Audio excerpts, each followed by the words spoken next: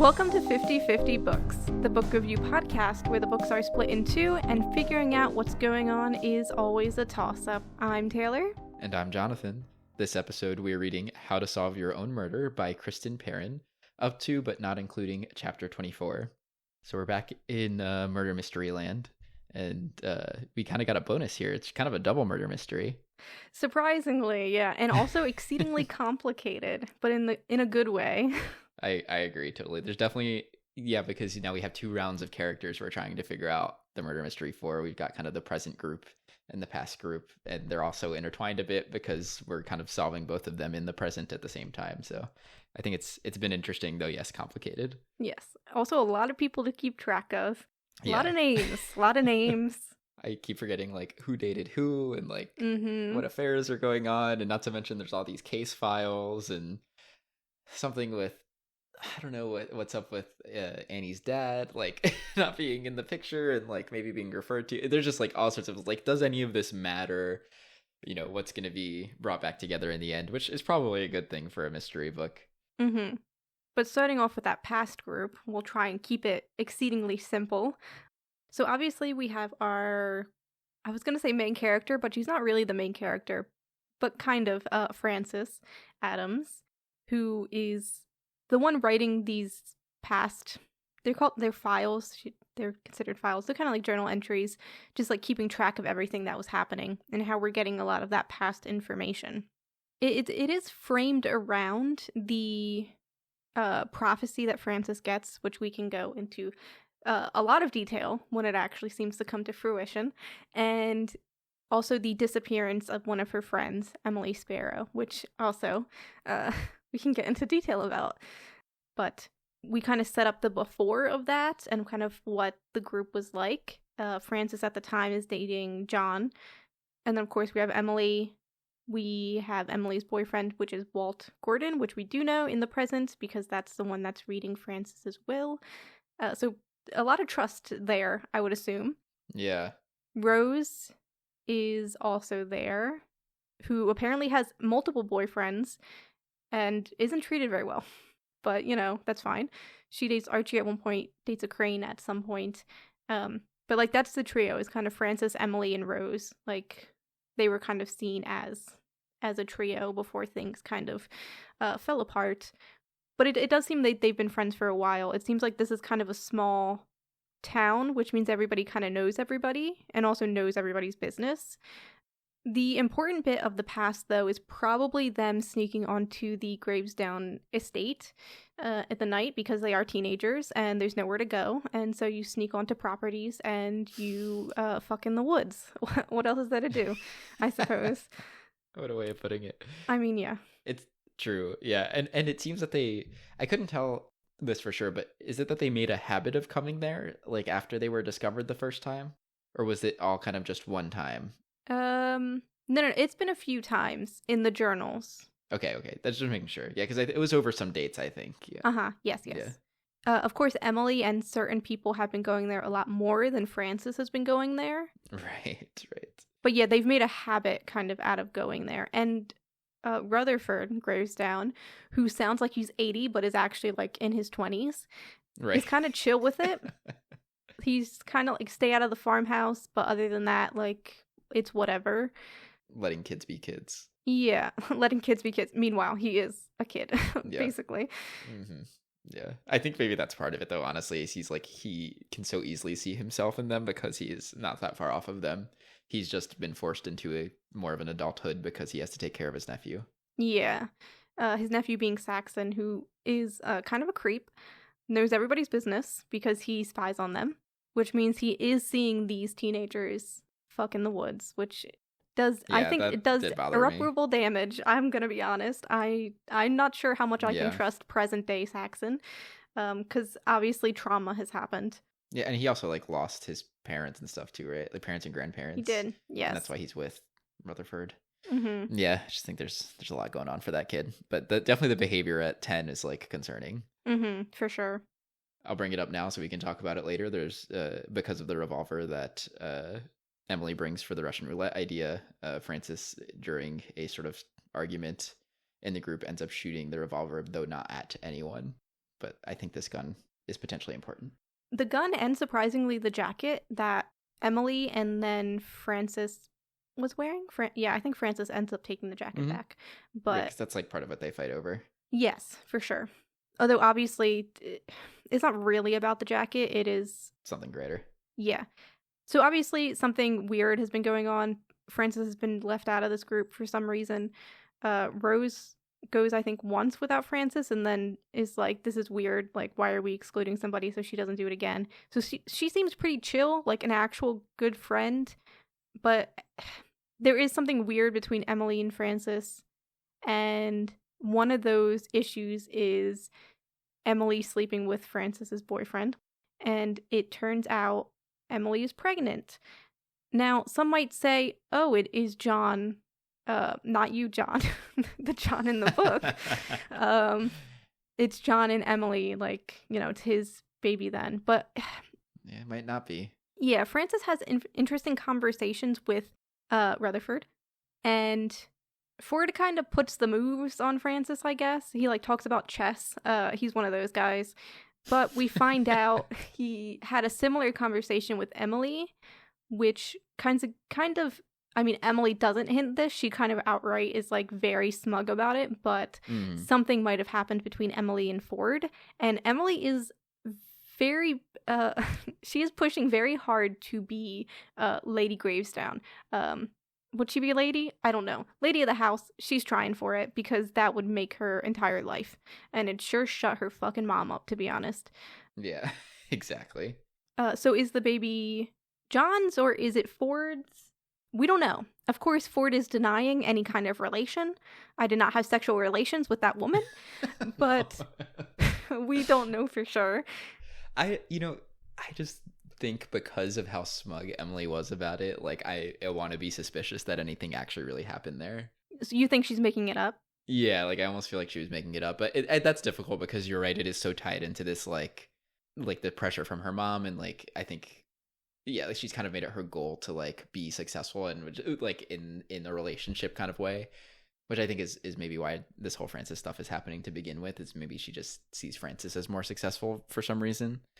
Or maybe just think she's more beautiful, or I don't know, whatever. But something like that is triggering it. I think it feels a bit like it's a power play just to be like, oh yeah, I'm going to suggest that I slept with him. But also it could be such an important step for her that it could be true. So I'm not 100% sure. It's just the smugness that makes me hesitant.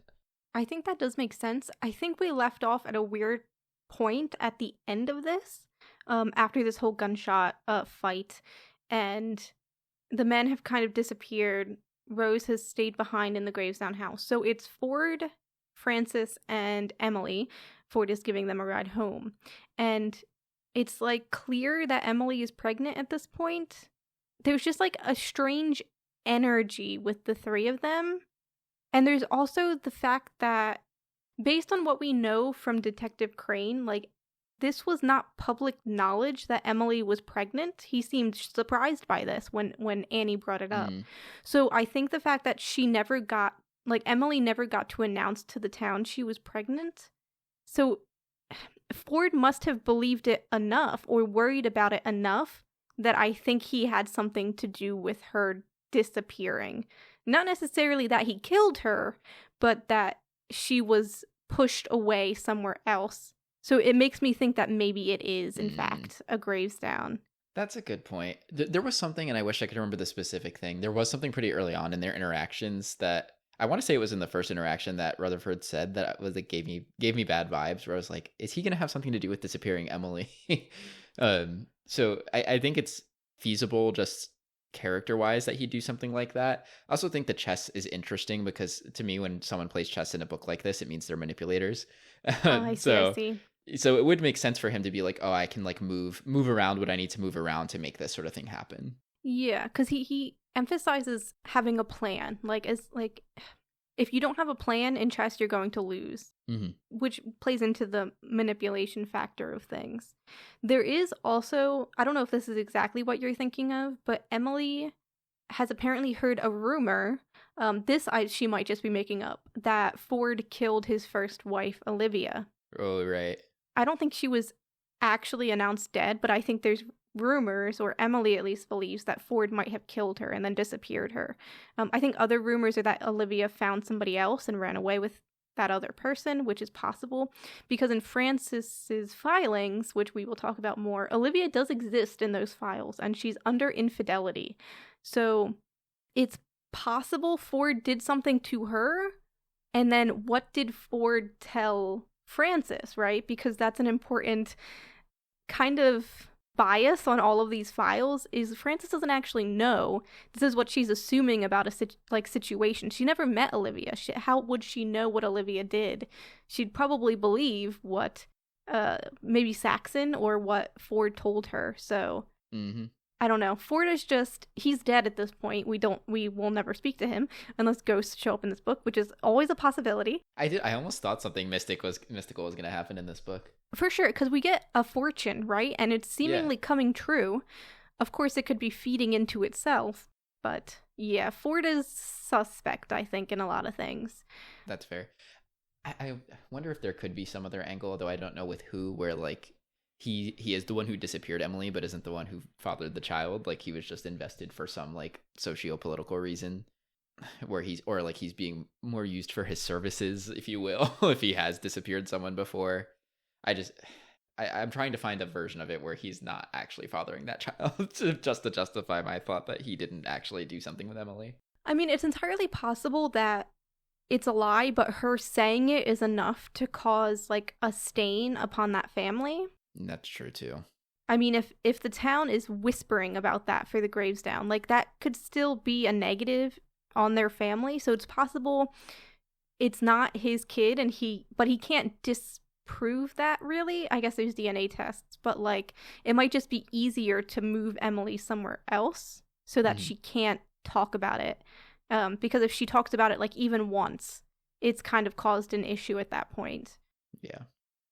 This may be getting ahead of ourselves, but do we think that Emily was disappeared before she died, or do we think that her death and her disappearance are the same?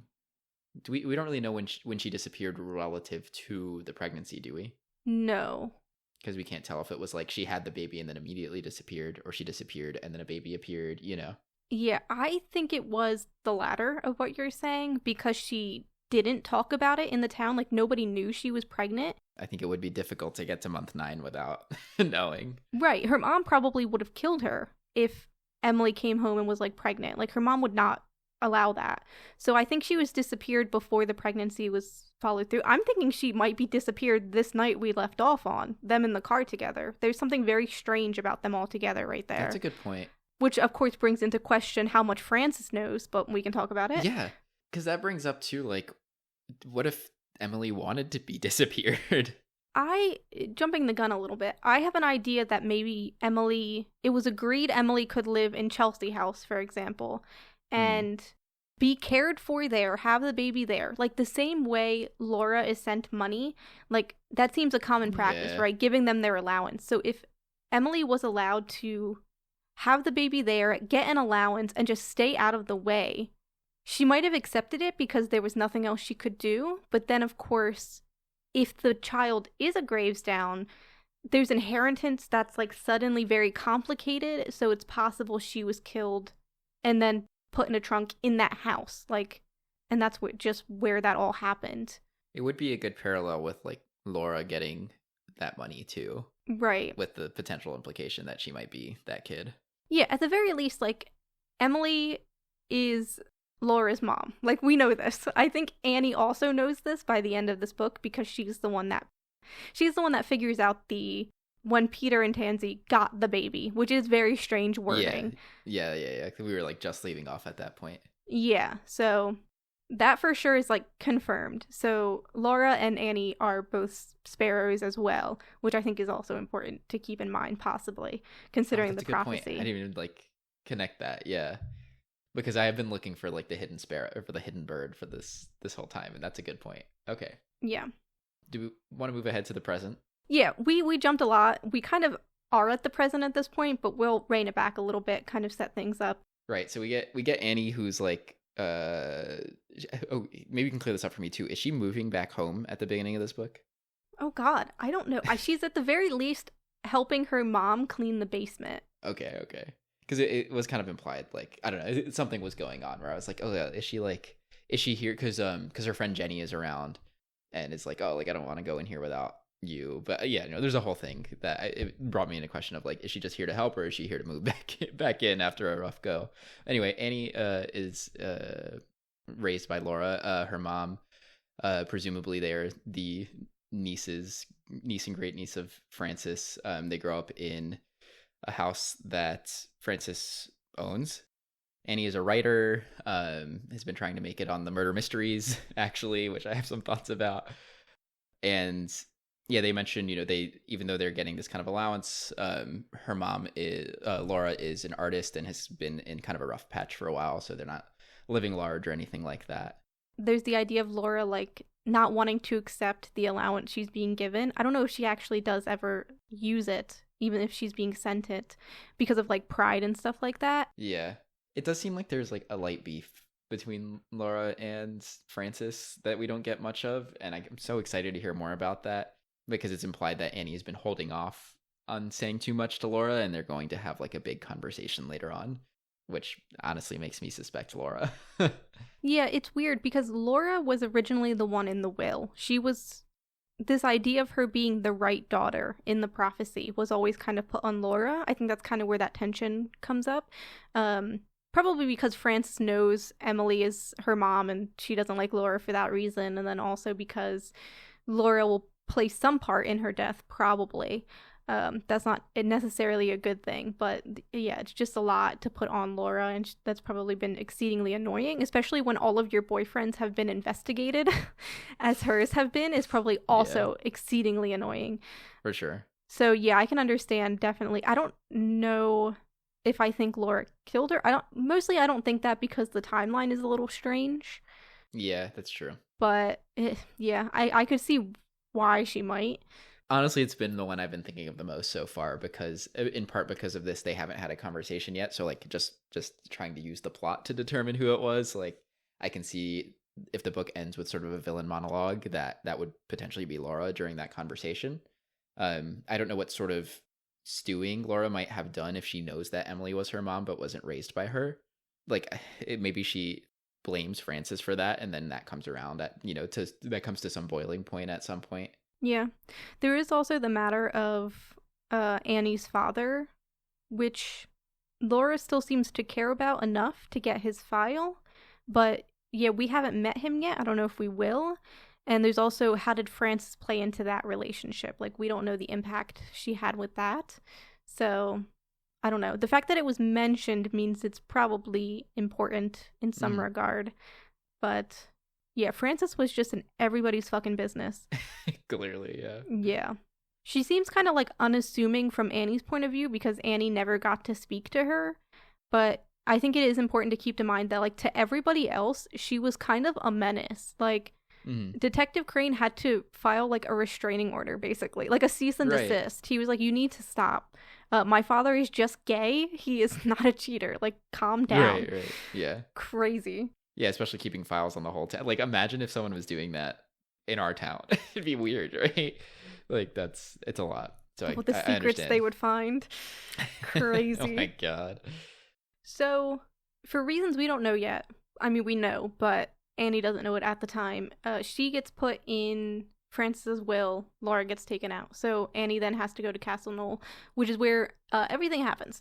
She's supposed to have a meeting about the will, which happens with Frances. The Gravesdown family is there, which consists of Saxon and his wife Elva. Walt Gordon is there. I know. Walt Gordon is there because he's like reading the will and dealing with all of that. And his grandson Oliver is there, who is also from London, like Annie is, and works in property development, I think. Bougie job, whatever. Classic. Yep.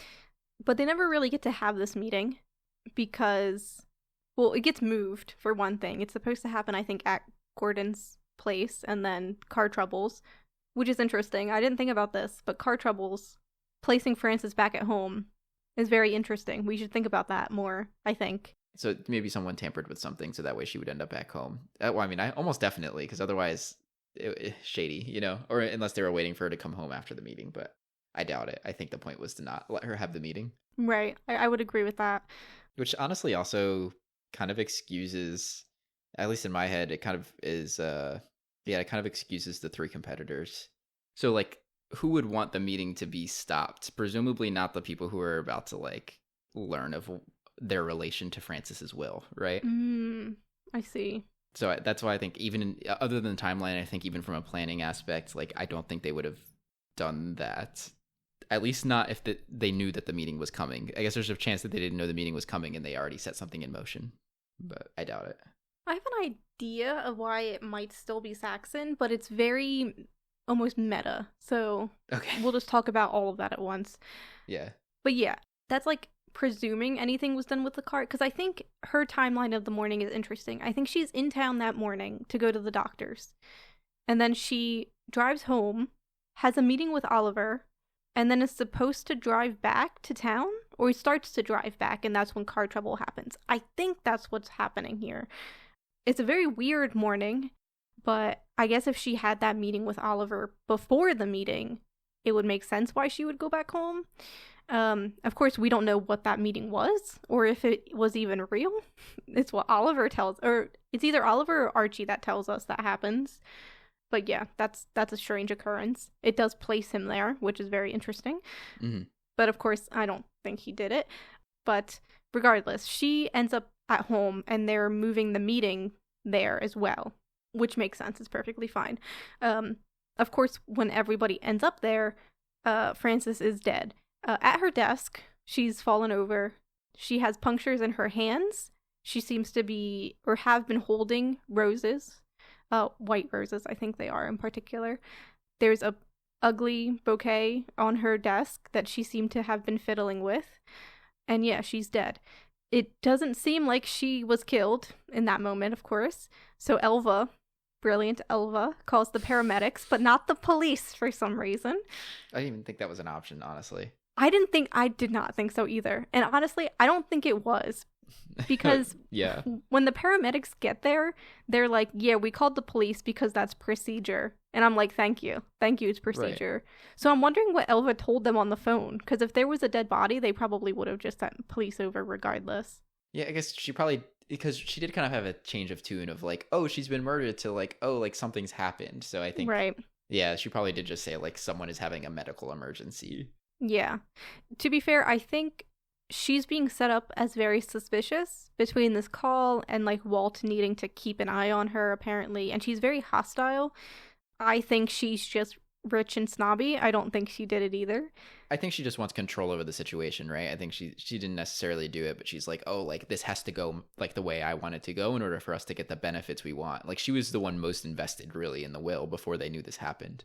Like, and she wasn't even invited to the will meeting. She's like, this is what I want to happen. Like, I want this to come to my family because of this, that, the other. Like, she's got the post-death figured out. So now that she's dead, it's post-death time. Like, Elva's time to shine. So I think that's more what it has to do with. Yeah, for sure. I also think it would be too obvious if it was her. Like, she's a clear villain. I agree. Well, also, she, like, kind of disappears for a lot of this book after that. I thought she was going to be much more of a big deal. Yeah, I think she might come up again if she steals some of Annie's stuff, which is entirely possible. For sure. So with the flowers, you mentioned there were punctures in her hand, and Annie eventually figures out that there's needles in the thorns of the bouquet. Crazy. Some Saul shit right there, to be honest. Right. I thought this was interesting because they make a pretty big deal about how this is Frances' hobby and like she's been doing it for a long time. I would think that someone who is like this versed at an activity would notice something like that.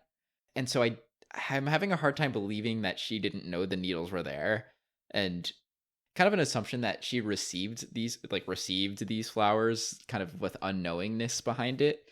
But I'm almost tempted to say she was putting these together on purpose. Interesting. It doesn't seem like something that would go over her head. Yeah, because there's also the fact that like if the roses had thorns, you wouldn't touch the thorns. Like you would be that's very already careful. The sharp part. Yeah, so why is she gripping them whole hand? And like, yeah, it is very strange, that entire situation. Like, yeah, maybe something else. Like if she was startled, she squeezed them, or like just in whatever, like, you know, in the heart attack situation, something happened that caused her to squeeze them. But like I kind of thought, oh, she's like putting together something kind of bizarre, and she intends on sending it to someone. Interesting. Maybe as a threat of its own. I was also kind of surprised that she was messing with roses at all. And it is kind of passed off that, like, this was her hobby, so she wasn't that invested. Like, she didn't understand flowers that much. Apparently, she did not recognize hemlock. Like, she's not that into it. Yeah, but I didn't believe that either. I know. I was like, okay.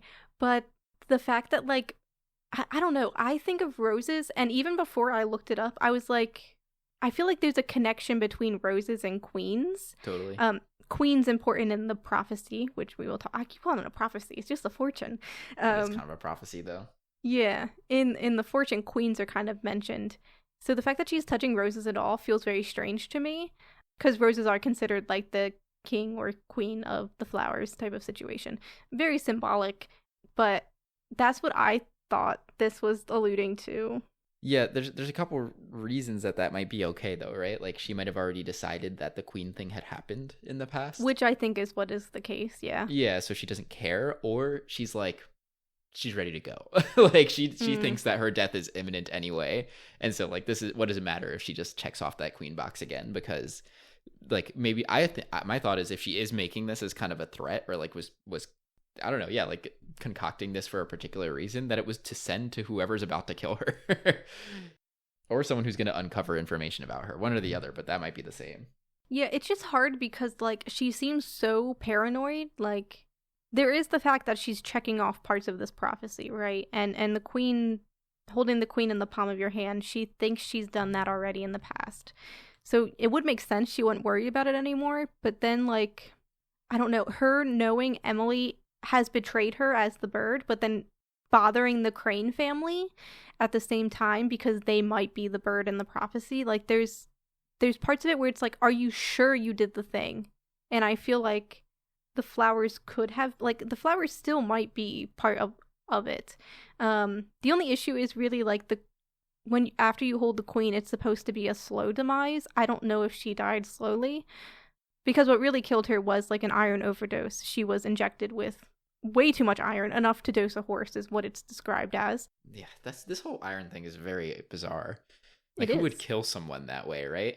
And then who would, like, if it's not her preparing the bouquet, why send them hemlock and then shoot them with iron? Like, it's possible 2 people tried to kill her. We'll ignore that fact for right now. If it's the same person, my thought process is maybe the hemlock was used to paralyze her, and then she was shot with iron, dosed with iron, I guess is a better way to phrase that. Because also, we have to think about, like, she was killed at her desk, presumably doing something. So when did somebody inject her with iron? Like, when did that happen? We don't know where it happened exactly. Mm-hmm. We aren't given that information yet. So it's like, obviously it was probably by somebody she trusted, but, like, at what point did that occur? Was it during the flower usage? Maybe if the hemlock was used to paralyze her, it could have been. Or was it done before that? But also, it's not like she was poisoned over a long period of time with iron, which was something that could have occurred. She probably would have spotted the sickness before that and got it treated, so I guess it's not that effective. So, I don't know. Yeah. I guess the reason one would do it this way is just because it is such a weird, bizarre way to be poisoned, right? Like, no one's testing, like she said, no one's testing for iron, right? Yeah. I guess that's the only thing I can think of. But yeah, that does bring into question, when's the timeline? I would think an iron toxicity, like, certainly not instantaneous, but yeah, I would bet it happens quick, like within a day kind of thing. Yeah, so, like, it wouldn't make sense with the prophecy for the hemlock being in the same family as, like, Queen Anne's lace, and then roses being, like, there's just a lot of queens happening, right? And then her best friend also being named Rose. There's something to it. Honestly, it's crazy that I haven't even thought about the fact that one of the people in their group is named Rose. Okay, so the whole point of the meeting was for Francis to share updates to the will. They're already aware of one in that Laura's not on it.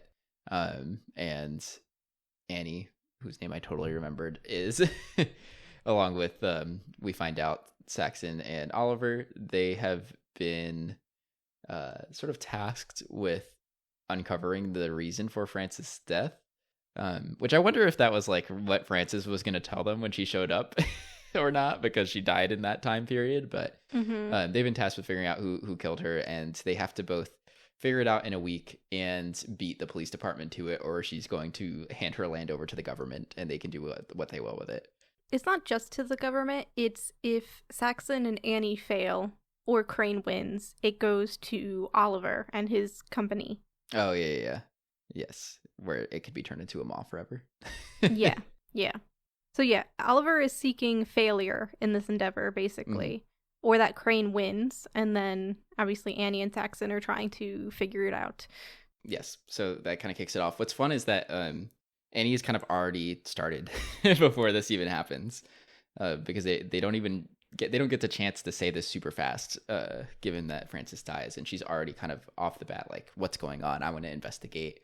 Frances has already been doing her own investigations. Like, I'd want to know what's up. So she gets a bit of a leg up on that. She has no leg up otherwise, because the other people actually live in this community and she does not, or actually are connected to this community. She's playing catch up on like trying to get to know people. You know, Crane is probably her only in on that. She does make the astute point also that because the land is on the line, that people in the city would probably communicate with them and like be willing to help out, which has come into some use, though I think it could come into greater use than she's been making of it. But yeah, that's the vibe of this competition. Yeah, she's actually very clever. She's the one that figured out the roses and sent it to Crane. She kind of leveraged the journal she had, which she had taken, to Crane so that she could get more information on Emily Sparrow. She's like made the connection that the disappearance of Emily and whoever killed Frances was probably connected. Like, there was a lot of things I was thinking and I was like, oh my god, I'm so clever, and then she thinks it and I'm like, oh my god, she's so clever. Right. I'm so glad that's how you thought of it. Yeah. So I kind of was like, I would think of something and then it would come up the next page and I'd be like, oh, you're just gonna tell me. Like right away. But there is an element of that, but it does feel like she's participating in this mystery a great deal. But yeah, like you mentioned, she is definitely behind. Saxon kind of gives her a hint when he tells her about Archie's daughter or granddaughter, Beth's wife, being the vet. And the vet is the only person that would have enough iron to kill Frances. Right. Of course, that puts suspicion on Archie and his family. We can talk about that. But he does give her that information, which is very useful. But yeah, she definitely needs way more. But I do think she's making a lot of great connections with the people in this town so far. Mm-hmm. Of course, this being a series, that makes sense. They will probably come up a few times. But at least in this book, it is definitely very helpful for her. I think I don't know Saxon's relation to the people in this community. He's kind of weird. But I think Annie being friendly, especially towards like the Archies, and their last name isn't Archie, by the way. It's like Foyle or something. I don't know why I call them the Archies, but forgive me. Saxon being married to Elva makes me nervous about how people see them, right? Like, they seem typical rich people, which I don't know if is seen favorably in the town, basically is what I'm saying. She just has a lot of positives going for her right now. She just lacks everyday information, which, you note. But yeah, that's the competition. I think something we've been talking about slightly, but we actually need to talk about, is the fortune that Frances gets told, which kind of plays into her keeping files on absolutely everybody, and her her own like murder board, basically, and the one she has for Emily as well. Like, she's keeping track of everything, and that's because she knows she was going to die. So let's just go through the prophecy, which I have. Since it's included, this is the way to frame the murder mystery, right? Like, if we can figure out what's going on in this prophecy, like what this refers to, then we have a chance of figuring out the murder. Right. And of course, Frances has already ticked some of these things off for herself, which we can go over again, because I think we talked about it very vaguely. So, by the way, haven't read this book, you're in big trouble here, to be honest. There's a lot going on. But the prophecy is, your future contains dry bones. Your slow demise begins right when you hold the queen in the palm of one hand. Beware the bird, for it will betray you. And from that, there's no coming back. But daughters are the key to justice. Find the right one and keep her close. all signs point toward your murder. Do we want to go through and share thoughts of what we think is referring to what? Yeah. I mean, dry bones we can ignore. I think we understand dry bones. As far as like the body? Yeah, the fact that we get a body, that's dry bones. That seems fair. Your slow demise begins right when you hold the queen in the palm of one hand. We've kind of talked about the roses as queens, but there is a moment in the past during chess where Ford hands Frances a queen and she takes it for some reason. She just takes it and is like, I guess it's part of her just accepting the prophecy or like trying to downplay it, like her friends have been saying, like if you just do the thing, then it's like the prophecy isn't real. Like you shouldn't be so afraid of it. Simplifying it, I guess, in a way.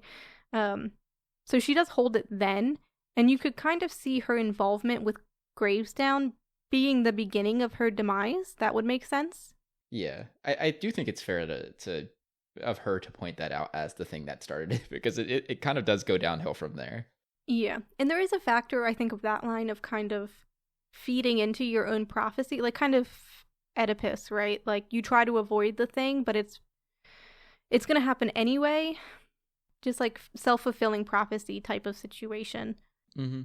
Like her demise, it wouldn't have necessarily been a demise if she hadn't been so focused on figuring out her own murder, right? True. The fact that she isolated herself so much and she seemed to create all of these enemies based on her files, like that could have been the reason she died. And the only reason she did that is because she knew she was going to die. Mm-hmm. But that's that line. I don't know if you have any other thoughts about the queen. Other than the roses, that's kind of it, yeah. Yeah.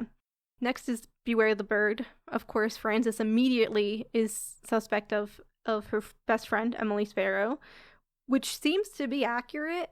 We could believe that because Emily sleeps with her boyfriend and like... I do wonder if like perspective is going to play a role in this. Like we get Frances' perspective on everything. Is it possible that, given like what you're saying about self-fulfilling prophecy, that Frances started to behave in a certain way that would have caused Emily to antagonize her? I definitely think it's possible. Like, I think Annie and Crane kind of dive into this a little bit. The journal is from Frances, right? And the files are from Frances. And so there is that matter of, is this narrator we have in Frances reliable or not? It's definitely biased.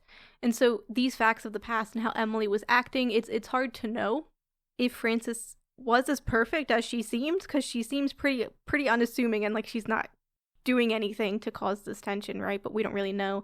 That could be an interesting way for Rose to come into things because she is kind of the third party in this situation.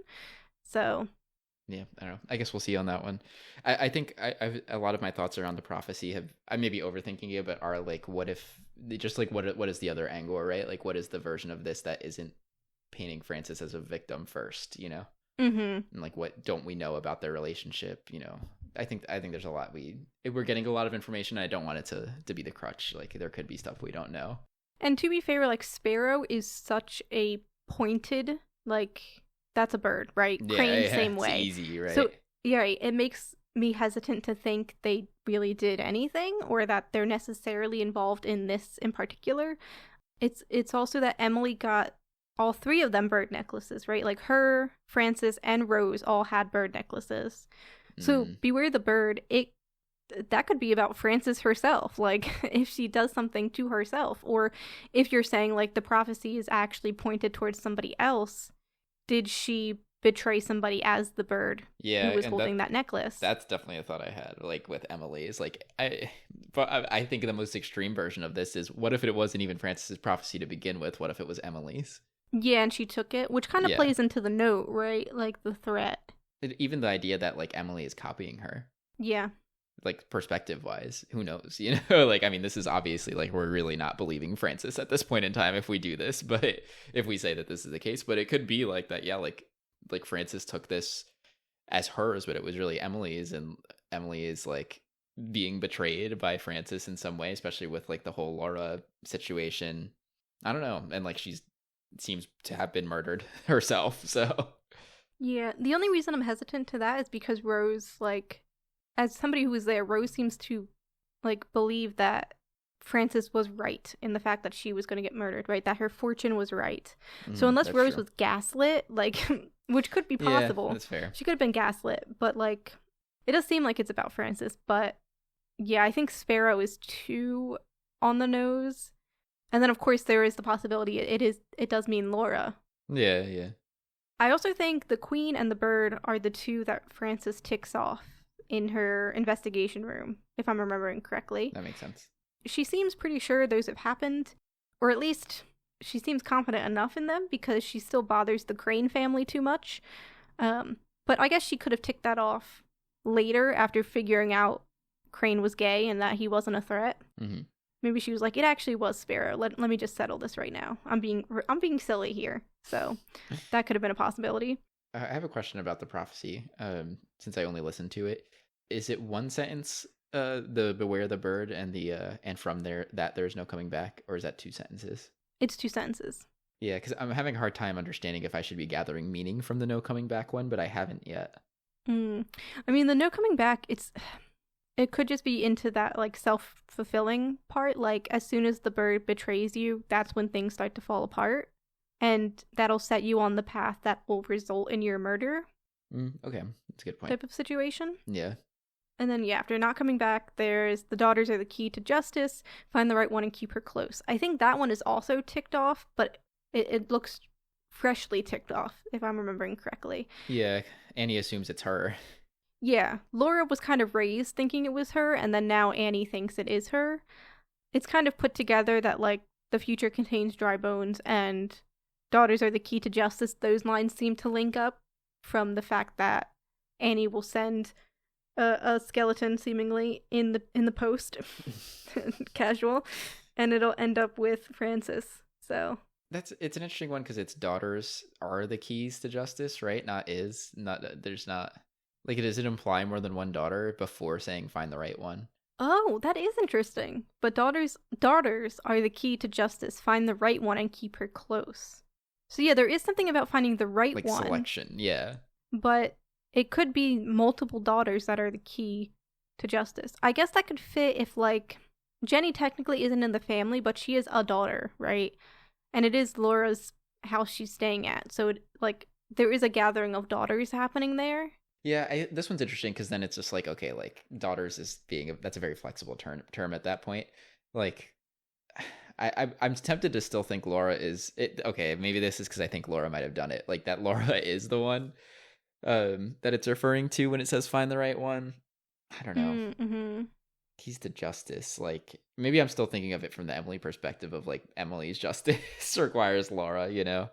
That might be true, though. Like, it doesn't necessarily have to be a positive for Frances. Mm-hmm. Like, if Frances had something to do with it, or if she's covering up for something that might have happened, then Laura killing Frances or something to that effect happening, whatever, is the reason all of these things get uncovered, kind of down with the Gravesdown family and what they did, whatever the case may be, I don't know. But that whole shining a light on those things would be justice, right? Like, we're not necessarily talking about justice to Frances's murder here. Exactly. That's not necessarily the same thing. It doesn't even mention the murder till the end. Right, and it says all signs point to your murder. All signs is very strange, I want to say. I agree. It's jarring for the rest of the paragraph, too. Yeah. There's also, like, where would you typically say that? Like, all signs point to? In reference to what? I feel like it's usually accusational, no? But it, like... All signs point to guilty? You're right, like something like that. I think that's an important question because one of the questions I had about this is, what if your murder isn't her being murdered, but a murder she performed? And I think that's definitely a good possibility. Especially when we get Emily's body back with a gunshot wound to the head. Okay, all I have is it's usually used when you're citing evidence to support a conclusion. Right, that makes sense.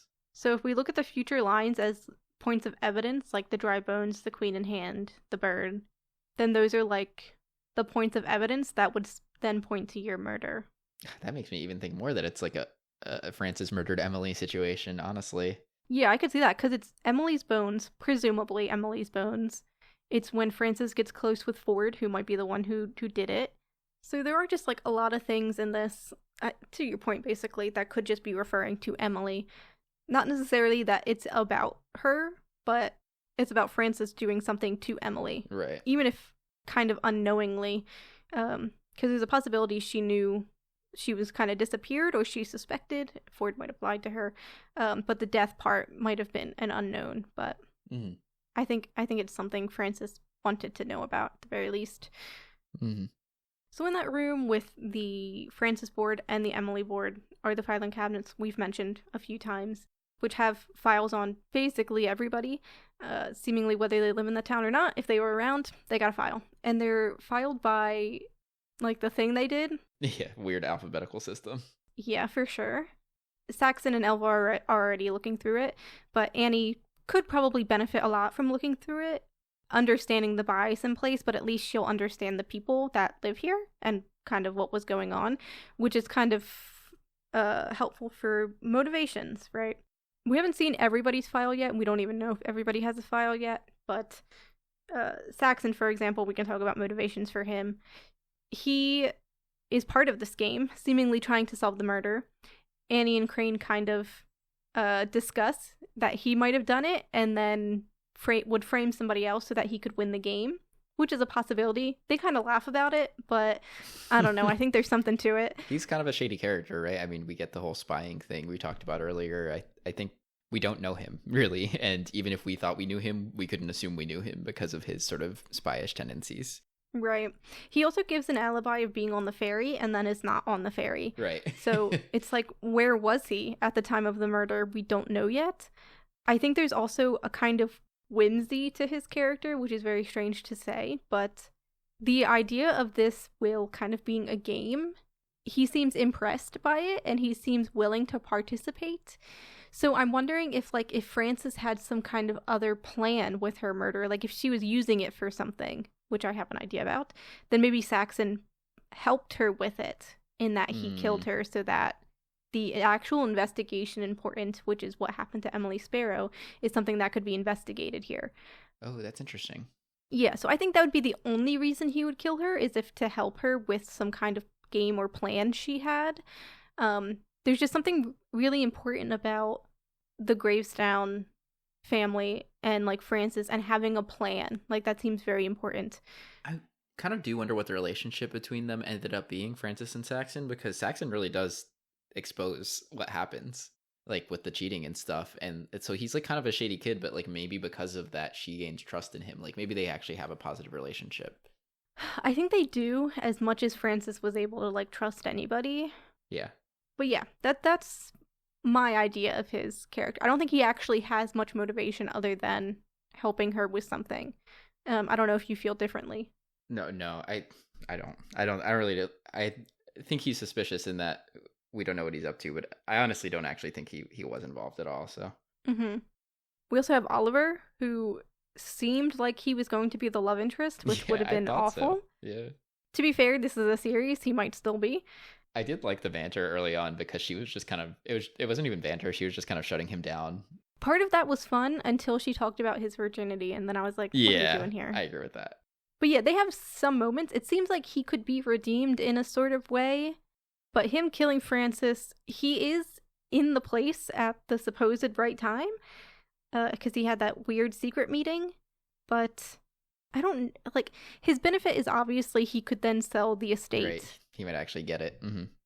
Yeah, but that's only if he's not caught, which maybe he's prideful enough to think he wouldn't be caught. Maybe he knew the terms, of like, oh, they only have a week. It's like they won't get it in that time, so. Yeah, because he would need to know the terms, right? Like, that he would get everything if they failed or if the police solved it. And I wouldn't be shocked. Like, who knows what that meeting was about? Like, the individual meeting first, the same day as that meeting? Like, it's possible she just told him. I don't know. Part of me thinks Oliver, like Elva, would also just be too obvious to do it. I think I agree with you, but only on the timing thing more than anything. Like, just because it's like, oh, he was literally there. It's like, all right, that just feels too obvious. But he does have some good motivation otherwise. Yeah. I think it would also take away from, like, this idea of Emily Sparrow being important if the motivation was property. That's true. That would be shitty. You wrote this whole thing just to be like, oh, he just killed her for money. He's definitely, I think, worth investigating, but it's whatever. Detective Crane, love that man. We love men here. I don't even think I wrote him in my character list. Crazy. This is like the only time I'll support the straights because they did something right with this man. I'm feeling pretty mid about that, honestly, about the potential romance aspect for them. That's crazy, dude.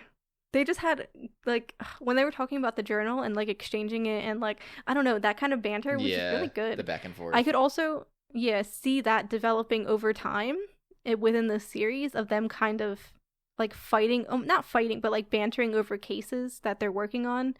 Because that's, I'm assuming that's where it's going to go. I don't know, the potential for it. But yeah, obviously the Crane stuff was kind of resolved. There's not like really, I think, a reason why he or anybody in his family would do it. No, we get the whole kind of expose on the family with that, right? So yeah. So other people, there's Walter. I guess we've talked about him already a little bit. We get him mostly at the beginning of the book and then a little bit in the flashbacks. There's not a strong reason, at least in my opinion, to suspect him of anything, especially because he's kind of executing on the will. But I don't know. He at least has information, probably. Yeah, the only thing is he does show, like in the past at least, he does hit Emily. So he's capable of being violent. Yeah. It's entirely possible he is the one that killed Emily. That's true. If we're looking at the Emily case, yeah. Yeah, and if Francis found that out, then it's possible he killed Francis. And he's an interesting one, I guess, because he is a lifelong one, along with Rose, right? Like they're folks who were around for the first set of situations, and now they're also around for this. Yeah, for sure. So one thing about Laura that stuck out to me was when Annie calls her to let her know that Francis has died. She doesn't have much of a reaction, and Laura even says she must hide her upset well, which is awfully suspicious to me because, you would think that you'd get at least something out of her. Now, again, they did seem to be beefing, but also maybe they weren't that close ever to begin with. But I thought that was like a note to keep. There's probably not a closeness or like is kind of a pressure that Laura felt, so I could understand her not really reacting. I think also the relationship between Annie and Laura is one in which they don't ever really talk about their feelings. So like hiding her upset well, it just feels like deflection. Like normal for them. Yeah, just exceedingly normal for them. So it wasn't necessarily suspicious to me. It just seemed a little bit of like a bad household, to be honest. Yeah. But I understand your point. There's something about that relationship that's a little weird. I agree. And then you want to talk about John? Sure. Yeah. So there's also John Oxley, who was Francis's boyfriend at the time of said cheating from the past. He's also the vicar, which I didn't actually really know what this was until this book, and I definitely did not know that that's how it was spelled because of the audiobook. But he's on a clergy basically. And so I kind of wondered after that whole situation, it kind of under the assumption that he was the father of the child, that he was like, I need to like go back to church and like come to Jesus, But it's kind of with some of the conversation we've had in here, I don't know if that would have been the angle. Like now I'm kind of wondering, why did he go down the path of church? It's possible he just felt so bad after cheating and like the gunshot going off. Like it was a very high stress situation. And then like, a year later your friend disappears? I don't know. I guess that could send somebody to Jesus, but I don't. Yeah, he could also be involved with Emily's death and be trying to pay it back to the universe, I am partially wondering if this is like a secret history situation. I haven't read the book, by the way, so whatever. But like the idea of all these friends gathering together, they do this bad thing and then they keep the secret, like that plotline type of thing. I think that would make sense for them staying in touch. So yeah, it's possible multiple people know about what happened to Emily. But then that does kind of dissolve the idea Annie has at the end of this, that whoever killed Emily is the one that killed Francis because she found out. Like that's at least the theory we're riding right now. Yeah. But we just don't know enough about John, I'll be honest. Yeah. And then the other person is Archie Foyle, I think is his last name. Yeah, I think so. Let's say yes. He was kind of involved with the group in the past in that he dated Rose for a little bit. He works now as like a gardener on the estate. He's kind of allowed to do whatever he wants. And his family also owns the farm that is on the estate, part of the estate, but is also its own kind of thing. There seems to be some tension, possible animosity about that situation. But at least right now, while Francis is alive, his family gets to keep the farm. So there wouldn't be much motivation for him to kill her. It would actually probably be a very big risk for her to die. Because if Oliver gets the property, then he loses the farm. Which seems to be something Oliver knows and really loves to talk about to Archie, which is annoying. Mm-hmm. And there's some kind of secret Archie has that Oliver, I think, knows. So there is something about that.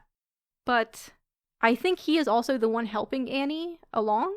Possibly him and his family, I'm not really sure. Right. But there is the moment when Annie gets to the house and he walks from the library and is like, oh, it's locked. And then Annie goes and tries it, and it is absolutely not locked at all. Right. So it's almost like he was hoping she would go in that direction and like try it. Mm-hmm. Maybe even unlocked it. Possibly even unlocked it for sure. And there is the mention of the note. It's brought up in the past, and we get that line about, I'll put your bones in a box. That seems to be what Frances cares about, because there's bones in her fortune as well. But Annie is left to the full threat. The full threat is, you little bitch, you think you can stand in my way? You're so used to getting what you want, with your perfect pretty face. If you don't stop, I swear I'll ruin that face. I'll put your bones in a box and send them to your loved ones. I'll take everything you ever wanted before I come for you. A lot more to that threat Frances did not tell us about. Yeah. So, Annie understands that this probably wasn't a threat. It was probably a clue she was being given, which I think is accurate for her to think that way. I almost wish she had leaned into it a little bit more just for the plot of it. Been like, oh my god, someone's threatening me for like a chapter before we found out. Because this is what I was saying earlier of like, I feel like some things we're just finding out immediately. Yeah, I can understand what you mean. I do think I like that she gave it to Crane and was like, somebody's threatening me. Like, possibly, I don't know, it's kind of cool. And he was like, what the fuck are you talking about? I like that she used it for leverage. I thought that was very clever of her. But yeah, there's a lot to this. You would think the I'll take everything you ever wanted part would come up if Emily is copying Frances in the past. But that's also assuming that this threat was even for Frances or from Emily, right? We don't really know. In the vein of questioning everything, I've been trying to figure out if this was a different path. So like, I thought, okay, like Emily's mom seems like kind of wild. Maybe it was like Emily's mom writing it to Emily, or maybe it was Emily to Frances, or, you know, like I was saying with the prophecy things earlier, maybe it could be Frances wrote this to Emily because the story is not what we think it is. Or just in response to Emily copying her. Like, I do think there's a lot of other options that, if we don't trust Frances's word on it, could be reasonable. Yeah, and I think Annie is thinking in a similar vein, where she thinks that maybe this note was for Emily, and like she's not completely trusting that it was about Frances. She's at least thinking of those things that you're thinking of, which I think is a good idea. Because, like, I'll put your bones in a box and send them to your loved ones. Like, that does happen, if this is about Emily. Yeah. And then, who else would Emily love? It's definitely not her family. So, it being Frances, or even the Gravesdown family, could make sense. True. Especially if it's a third party. Yeah. Yeah, I didn't make the connection that it was probably Archie that dropped that there. But I do think that's cool, like, to think of, like, Archie working in the background to help out. Yeah, because there's, like, a weird thing where Annie picks her room and like her bag is already there, and she takes it as a slight, which I think she could because it's like a housekeeper's room. It's so small, but I don't know. There's like something happening in the background of that house that's like helping her or like focused on her at the very least. I think it being Archie makes the most sense, especially since she seemed to like not necessarily care. Like I don't think they've had that many conversations. But she cares a little bit, I guess, about the farm, like being a foil farm and like... I mean, it's probably their best shot at keeping it is choosing her. I would agree. Yeah. And also Archie is from that original group, so it's possible he might know something else. Yeah, I think he certainly does. There's secrets he could know, and I think that would make sense. Mm-hmm. Bones in a box, though. We kind of end this segment with the trunk that that Annie had sent being cracked open and there's a skeleton inside. And everybody seems to think it's Emily Sparrow. because it's wearing Francis's old jacket with like the special buttons and the revolvers in the pocket. And the skeleton is a female and has been shot in the head. So yeah, we're all thinking it's Emily Sparrow. So cold case is reopened.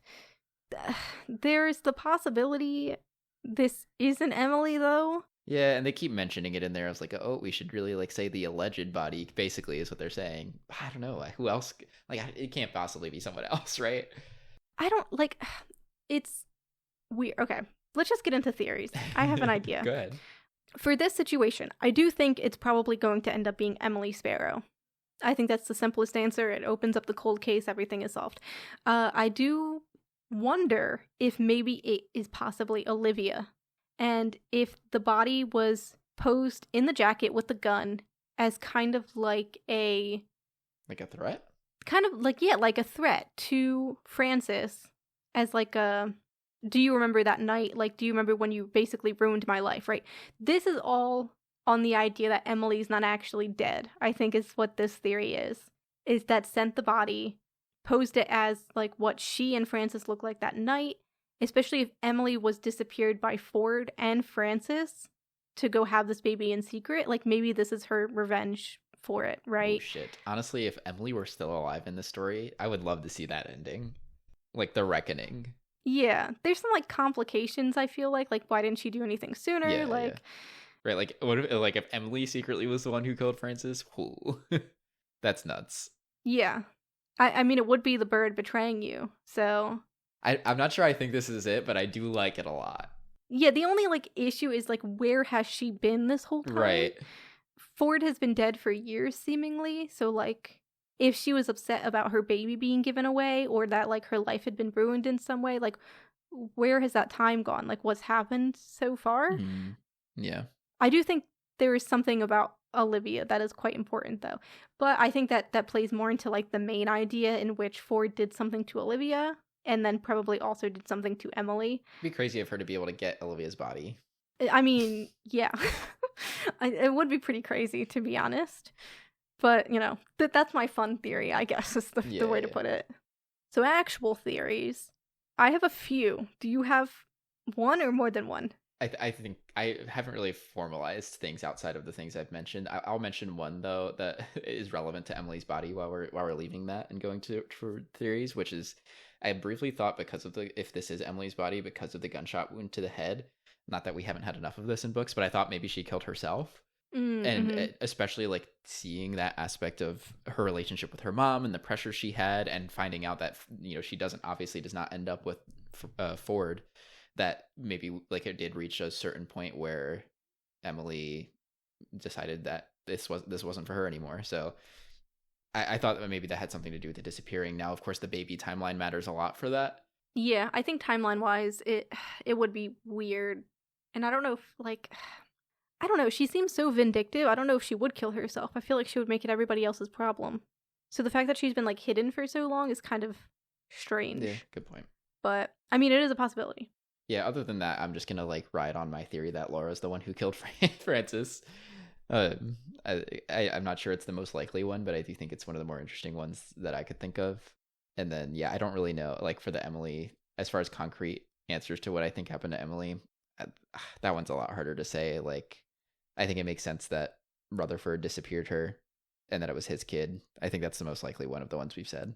Yeah, so going along with that thought, I think one of my theories, it's kind of meta, I think, is if Frances, like, weaponized her own murder to kind of reopen this cold case, is kind of what she was thinking. If she, like, knew Ford had done something but had never been able to prove it, right? And, like, wanted to figure out what happened to Emily, because Ford is just telling her, oh, she left, or we're taking care of her in Chelsea and then she disappeared right after the baby, or whatever happened, and Frances couldn't take that, so she's been trying to basically take down this family from the inside, as dumb as that sounds. So, like, basically Frances knew, even if she didn't necessarily get the body. I think that was like a lucky coincidence, kind of, but her having her own board of what would happen to her along with an Emily board kind of makes it seem like those things are connected, right? Or at least you should be thinking of those two things. Mm-hmm. And I also think there's still that locked filing cabinet we haven't opened yet. and we've tried a couple dates, right? We've tried Laura's birthday, we've tried Emily's birthday. No, I don't think we've tried Emily's missing date yet, when the date she went missing. It's really the only date we've gotten in the book. It's like given to us very clearly. Right. So I wouldn't be surprised if that was the combination for the lock, and then whatever's in there might be more about what happened to Emily, and even maybe if Ford was involved with it, what he did. Because, like, I'm not sure how much Frances knew is the only issue with this. Like, it's possible she knew Emily was sent away to have the baby, but, like, her disappearing after that, or even being killed after that, that could be the mystery part that Frances is trying to figure out. I'd have a hard time believing that Frances has or that any of the friends, even if involved, have the whole story. I do think it's going to need to be pieced together. Yeah, for sure. The idea of, like, who killed Frances then to help her kind of reopen that case, I don't really know. It could be Saxon if he's helping her, but, like, then Saxon would be working against his own uncle. It is a possibility that's what's happening, though. That'd be the only reason I could see Saxon doing something like this, is if he was helping her with something. Mm-hmm. The other idea kind of goes along with your Laura idea. Somebody else doing it. If, like, somebody killed Frances, this goes away from the Emily bit, but simply because Laura is possibly a Gravestown, there could be, like, heritage-esque issues that arise from that. So it's possible somebody killed Frances to keep that a secret. Yeah. It's less interesting, but I don't have much for that. Sure. I wouldn't be that shocked if wealth had something to do with this at the end, but I do think it wouldn't be the most interesting route. Yeah, I agree. The last bit I have, I have a lot to say, is about Rose. Rose gets a bit hostile. Not hostile. She kind of stands up for herself finally, but it's possible in some timeline that she might actually be the one to kill Emily. Maybe she just gets so upset because Emily is acting a fool, and she does something to Emily. Frances finds out, and thus Frances is killed by Rose. That's interesting. I could see that. No, I could see that one. Yeah, it would also be like an interesting kind of play on the prophecy, because at one point Rose did have the bird necklace and she got rid of it, but I wonder if we're going to see a journal where she puts it back on, especially after Emily disappears. Like, maybe she'll be more, like, forgiving about the situation because one of her friends has disappeared. Right. So it's possible Rose might become the bird again, right? At least symbolically. That's, like, a very, I think, simple end. Like, Rose killed Emily, Frances found out, so Rose had to kill Frances. That feels very typical, like, mystery, but that could be, like, all the motivation we need, I guess. I wouldn't hate it if it ended up that way. There's honestly enough interesting paths to take this book in that even if that feels like a more traditional resolution, it wouldn't be the worst thing, because I do feel like I'm on an adventure with all these paths, and especially with the parallel stories happening. Yeah, and, like, all of these theories seemed like I wrote them out so that they seemed concise, but I was, like, cooking eggs this morning, like, okay, so if this happened then and this happened there and, like, all of this happened, I was really trying to figure it out. It's so difficult. Like, what I said about Rose could basically be true of anybody who lived in that time, sure. Right? Yeah, like, there's just nothing definitive that can be said about anything. There's so much going on, but it is interesting to think about, and I don't hate the characters so far. No, I've had a good time. Yeah. So I gave, like, 50 theories, so, like, if one of them's right, I can claim victory. Basically, that's how that's going to operate. Sure. I'm sure all of them will be wrong, but... That'd be great. It'd be great if all of those were wrong, but then I was right about Laura. That would be amazing. I'm excited to see the conversations in the rest of the book. For sure. And we're definitely going to get characters we haven't met yet, which is very exciting. Exactly. So... Glad we're back on Murder Mystery. Yes, and a good one. Thank goodness. If you have your own thoughts and theories, as always, the Twitter is 5050_books. Everything else is in the description. And that's going to be it, I guess. Yep, we'll finish this up next time. Yep. See you on the flip side. Bye.